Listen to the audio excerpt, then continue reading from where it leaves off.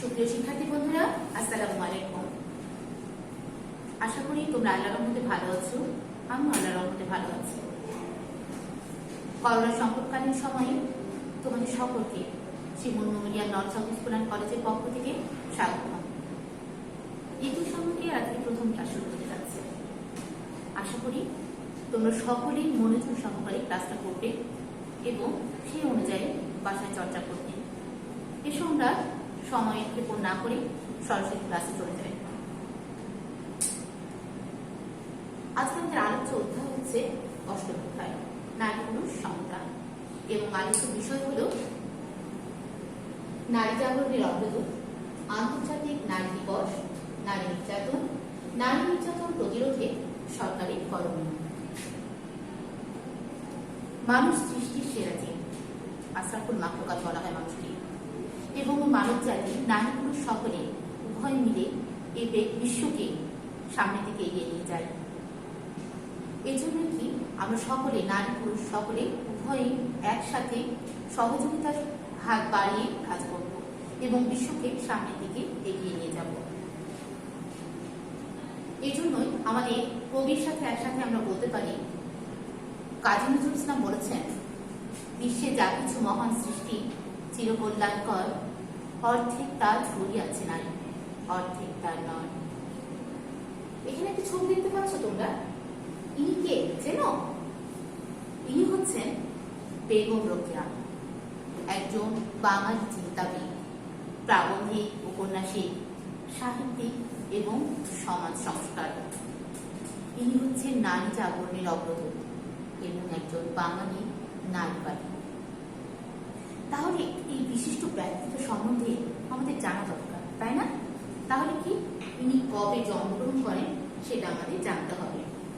তিনি জন্মগ্রহণ করেন 1880 সালে 9 ডিসেম্বর। কত তারিখে? 1880 সালে 9 ডিসেম্বর রংপুর জেলার পায়রাবন্দ গ্রামে তিনি জন্মগ্রহণ করেন। তিনি আজীবন নারী শিক্ষার জন্য চেষ্টা চালিয়ে গেছেন। এই জন্য তিনি একটি স্কুলও প্রতিষ্ঠা করেছিলেন। এই বিদ্যালয়টি 1909 সালে প্রতিষ্ঠা করেছেন। কত সালে? 1909 সালে। কোথায় প্রতিষ্ঠা করেন? ভাগলপুরে। কোথায়? ভাগলপুরে প্রতিষ্ঠা করেন এবং পরবর্তীতে এই প্রতিষ্ঠানটিকে কলকাতায় স্থানান্তর করা হয়। তিনি মৃত্যুবরণ করেন 1932 সালে 9 ডিসেম্বর। মৃত্যুবরণ করেন কত তারিখে? 1932 সালে 9 ডিসেম্বর। বন্ধুরা, তোমরা কি খেয়াল করেছো এখানে জন্ম মৃত্যুর তারিখটাকে? জন্ম মৃত্যুর তারিখটা খেয়াল করে দেখতে পাবে যে জন্ম 9 ডিসেম্বর, মৃত্যু 9 ডিসেম্বর। তাহলে আমরা একটা কমন তারিখ পাচ্ছি। এবং এই যে 9 ডিসেম্বর, এই তারিখটাকে হচ্ছে রোকেয়া দিবস হিসেবে পালন করা হয়। বেগম রোকেয়ার কর্ম আদর্শ উদযাপনের লক্ষ্যে বাংলাদেশ সরকার প্রতি বছর এই দিবস পালন করে থাকে। শুধু তাই নয়, বাঙালি নারীদের অনন্য অর্জনের জন্য এই রোকেয়া পদক প্রদান করা হয় ঠিক এই দিনই, অর্থাৎ 9 ডিসেম্বরে রোকেয়া দিবসে। আমরা আগেই বলেছি নারী পুরুষ সমান অধিকার চাই আমরা, এবং নারী পুরুষের সহযোগিতার হাত বাড়িয়ে যদি কাজ করে তাহলে দেশকে উন্নয়নের দিকে ধাবিত করা যাবে। আর এই চেষ্টাটা আমাদের প্রথম থেকে চালাতে হবে, ছোট্ট বয়স থেকে। যদি আমাদের এই ধারণাটা আমরা জন্মের পর থেকে ধারণ না করি, তাহলে পরবর্তীতে হঠাৎ করে এই মানসিকতাটা আনা খুবই কষ্টকর। এখানে একটা ছবি আমরা দেখতে পাচ্ছি। এখানে দেখো ছেলেমেয়েরা একসাথে কাজ করছে। এখানে কি ছবি দেখে মনে হচ্ছে যে কেউ ছোট কেউ বড়, কাউকে বেশি সম্মান দেওয়া হয়েছে, কাউকে কম সম্মান দেওয়া হয়েছে? না বন্ধুরা, এখানে এটা মনে হচ্ছে না। ছাত্রছাত্রীরা এই জন্য একত্রে শ্রেণীতে এখানে কাজ করছে সহযোগিতার হাত বাড়িয়ে। এখানে আরো একটা ছবি দেখতে পাচ্ছি, ভাই বোন একসাথে ঘর উঠাচ্ছে। কি তোমরা ভাই বোন একসাথে কাজ করো? নিশ্চয় করো। ভাই বোন আমরা সকলে একসাথে কাজ করব। কোনো কাজ ছেলে, কোনো কাজ মেয়ে, এটা আমরা ধরে নেব না। কোনো কাজ ছেলে খাবে, কোনো খাবার ছেলে খাবে, কোনো খাবার মেয়ে খাবে, এটা আমরা ধরে নেব না। সকলেই পুষ্টির দরকার আছে, যেমন সকলের অধিকারের দরকার আছে, সকলের কাজ করার সক্ষমতা দরকার আছে, সকলে নিজের মনের কথা বলার অর্থাৎ সুপ্ত প্রতিভার বিকাশেরও দরকার আছে, অধিকার আছে। তার জন্য সকলে আমরা সহযোগিতার হাত বাড়িয়ে বা সহযোগী হিসেবে একে অপরকে সাহায্য করব। এখানে আরো একটা ছবি দেখতে পাচ্ছি, ছেলেমেয়েরা শ্রেণীকক্ষে একসাথে পড়ছে। তার মানে কি, ছেলেরাও স্কুলে যেতে পারে, মেয়েরাও স্কুলে যেতে পারে। যদি আমাদের জাতি, মানব জাতি অর্ধেক মেয়ে যদি কাজ না করে, তাহলে কি অর্ধেকাংশ কাজ হবে না? সম্পূর্ণ 100% কাজ করতে হলে আমাদেরকে ছেলে মেয়ে উভয়কে অংশগ্রহণ করতে হবে, তাহলে আমরা আমাদের জাতিকে এগিয়ে নিয়ে যেতে পারবো। আন্তর্জাতিক নারী দিবস সারা বিশ্বব্যাপী একটি প্রধান উপলক্ষকে কেন্দ্র করে এই নারী দিবস পালন করা হয় এবং বিশ্বের এক প্রান্ত থেকে আরেক প্রান্তে এক এক প্রান্তে নারী দিবস পালনের প্রধান লক্ষ্য এক এক রকম থাকে। কোথাও নারীদের শ্রদ্ধা ও সম্মানের বিষয়টি গুরুত্ব পায়, আবার কোথাও নারীদের সামাজিক আর অর্থনৈতিক এবং সামাজিক বা প্রাতিষ্ঠানিক দিকটি বেশি গুরুত্ব পায়। এখন এই যে আমরা নারী দিবস পালন করি, কত তারিখে পালন করি? আমরা প্রতি বছর আন্তর্জাতিকভাবে সারা বিশ্বব্যাপী 8ই মার্চকে নারী দিবস হিসেবে পালন করি। কিন্তু আমাদের কিভাবে নারী দিবসটা এলো, কেন আমরা পালন করি, সেটা আমাদের একটু জানা দরকার। এখানে বন্ধুরা দেখো, লেখা আছে 1857 সালে 8ই মার্চ নিউ ইয়র্কে, অর্থাৎ 1857 সালে 8ই মার্চ নিউ ইয়র্ক শহরে একটি পোশাক কারখানার নারীরা এই আন্দোলন চালিয়েছিল। কিসের জন্য? ন্যায্য মজুরি ও শ্রমের দাবিতে। ন্যায্য মজুরি ও শ্রমের দাবিতে এই আন্দোলন চালিয়েছিল এবং এই আন্দোলনের মূল লক্ষ্য ছিল পুরুষের সমান মজুরি ও দৈনিক 8 ঘন্টা শ্রমের দাবি। তার মানে কি, তাদেরকে নিশ্চয় সমান ন্যায্য মজুরি দেওয়া হতো না এবং 8 ঘন্টার অধিক কাজ করানো হতো। তার জন্যই পরবর্তীতে এক সময় এটা বিদ্রোহী রূপ ধারণ করে। তার জন্য এই আন্দোলনটা পরিচালিত হয়েছিল এবং এই আন্দোলনকে দমন করার জন্য কি করা হয়েছিল? পুলিশের নির্যাতন চালানো হয়েছিল এবং অনেককে গ্রেফতারও করা হয়েছিল। তাহলে আমরা একবার বলি, এই আন্দোলনটি কবে পরিচালিত হয়েছিল? 1857 সালে 8ই মার্চ নিউ ইয়র্ক শহরে একটি পোশাক কারখানায়। পুলিশের নির্যাতন চালানো হলেও এই আন্দোলন থেমে যায়নি, অনেককে গ্রেফতার করা হলেও এই আন্দোলন থেমে যায়নি। এই আন্দোলন চলতেই ছিল। মানুষের অধিকারকে যখন ছিন্ন করা হয়, তখন আস্তে আস্তে মানুষের ভিতরে একটা রাত দাঁড়া বাঁধতে থাকে এবং পরবর্তীতে আন্দোলনই রূপ নেয়। এখানে পরবর্তীতে দেখা যাচ্ছে আরো একটি প্রতিবাদ সমাবেশ হয়েছে। কত তারিখে? 1908 সালে 8ই মার্চ। 1908 সালে 8ই মার্চ। ওখানে তোমরা খেয়াল করেছো 1857 সালে 8ই মার্চ তারিখে এই আন্দোলনটা হয়েছিল। এই আন্দোলনটা 14 দিন ধরে চলে, এই প্রতিবাদটা 14 দিন ধরে চলে এবং তোমরা আরো খেয়াল করেছো এখানে প্রায় 20,000 নারী শ্রমিকের অংশগ্রহণ ছিল। 20,000 সেই সময়, চিন্তা করো কি অবস্থা। 20,000 নারী শ্রমিকের অংশগ্রহণ ছিল এবং এর উদ্দেশ্য ছিল কর্মক্ষেত্রে অতিরিক্ত শ্রম ও শিশু শ্রম বন্ধের দাবি। এর লক্ষ্য ছিল কি? কর্মক্ষেত্রে অতিরিক্ত শ্রম এবং শিশু শ্রম বন্ধের দাবির জন্য। এখানে আমরা আরো একটা ছবি দেখতে পাচ্ছি। দেখো, এখানে পেস্ট করানো হয়েছে এবং এখানে লেখা আছে ইন্টারন্যাশনাল উমেন্স ডে, অর্থাৎ কি? আন্তর্জাতিকভাবে এই নারী দিবস পালন করা হয়, তাই না? আন্তর্জাতিক নারী দিবস পালন করছে এখানে সকলে। এই আন্দোলন থেমে থাকে। পরবর্তীতে 1910 সালে, কত সালে? 1910 সালে দ্বিতীয় আন্তর্জাতিক সমাজতান্ত্রিক সম্মেলন অনুষ্ঠিত হয়। 1910 সালে দ্বিতীয় আন্তর্জাতিক সমাজতান্ত্রিক সম্মেলন অনুষ্ঠিত হয় এবং এই সম্মেলনে জার্মান সমাজতান্ত্রিক, কোথাকার সমাজতান্ত্রিক? জার্মান সমাজতান্ত্রিক ক্লারা জেটকিন এই দাবি জানান যে নারী ভোটাধিকার এবং একটি নারী দিবস ঘোষণা করা হোক। তাহলে আমি কি জানতে পারলাম? 1910 সালে জার্মান দ্বিতীয় আন্তর্জাতিক সমাজতান্ত্রিক সম্মেলনে জার্মান সমাজতান্ত্রিক ক্লারা জেটকিন নারীর ভোটাধিকার এবং একটি নারী দিবস ঘোষণার দাবি জানান। পরবর্তীতে আরো আমরা লক্ষ্য করি যে 1910 সাল পরে 1913 সালে রাশিয়ার নারীরা নারী দিবস পালন করা শুরু করে। কত তারিখে পালন করা শুরু করে?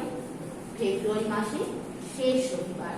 রাশিয়ার নারীরা কখন তারা নারী দিবস পালন করা শুরু করে? ফেব্রুয়ারি মাসে শেষ রবিবার। কত সাল থেকে? 1913 সাল থেকে। জাতিসংঘ পরবর্তীতে 1913 সালে পরবর্তীতে জাতিসংঘ এটি আন্তর্জাতিকভাবে 8ই মার্চকে 1977 সাল থেকে নারী দিবস পালন করার ঘোষণা দেয়। কত সাল থেকে ঘোষণা দেয়? কত সালে? 1977 সালে 8ই মার্চকে আন্তর্জাতিক নারী দিবস পালনের ঘোষণা দেয়। এবং তখন থেকে হচ্ছে এই দিনটিতে নারীর অধিকার নিশ্চিত করা সহ তাদের বিভিন্ন নানা বিষয়ে সচেতনতা বাড়ানোর জন্য এই নারী দিবস পালন করা হয়ে আসছে।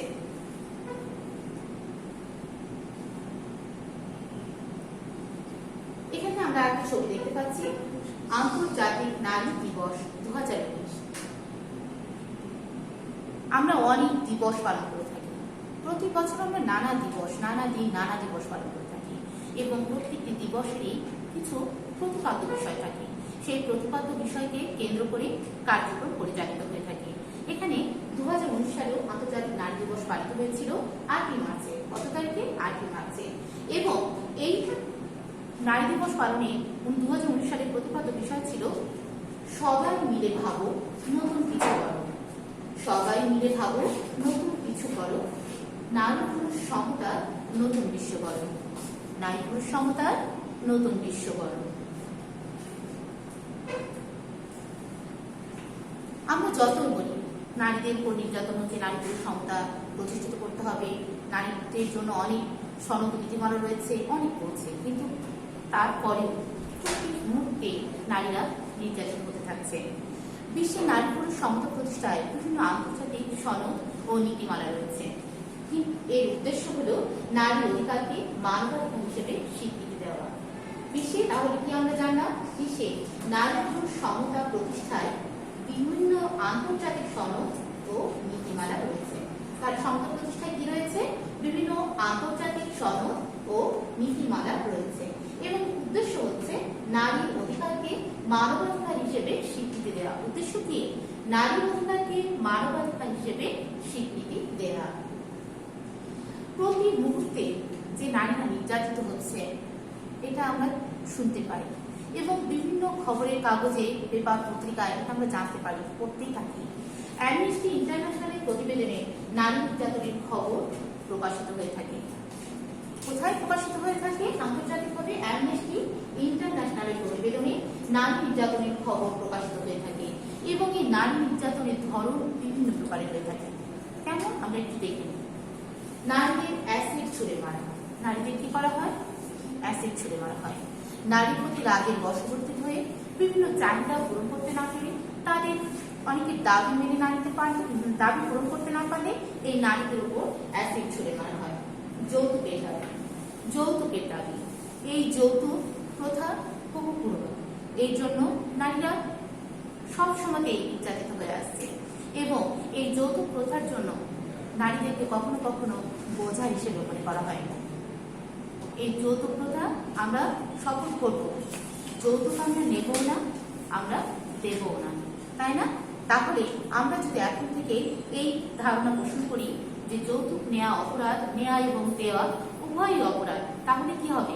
তাহলে আমাদের সমাজ থেকে এক সময় এটা নির্মূল হয়ে যাবে। ধর্মীয় অপরাধের কথা বলে অবৈধভাবে শাস্তি দেওয়া হয়। বলা হয় নারীরা বাড়ির বাইরে যেতে পারবে না, পর্দার আড়ালে থাকবে। নারীরা বাড়ির কাজ করবে, ঘর সামলাবে, ছেলে মেয়ে মানুষ করবে, বাড়ির কাজ করবে, তারা বাইরে যাবে না। তাদের বাইরে মানুষের সাথে কথা বললে পাপ হবে। এই যে বিভিন্নভাবে তাদেরকে মতামত প্রকাশ করতে দেওয়া হয় না, তাদের মতের উপরে কোনো কিছু চাপিয়ে দেওয়া হয়। এমনকি কেউ যদি বাইরে যেতে চায় তাদের উপরকে শারীরিক এবং মানসিকভাবে নির্যাতন চালানো হয়।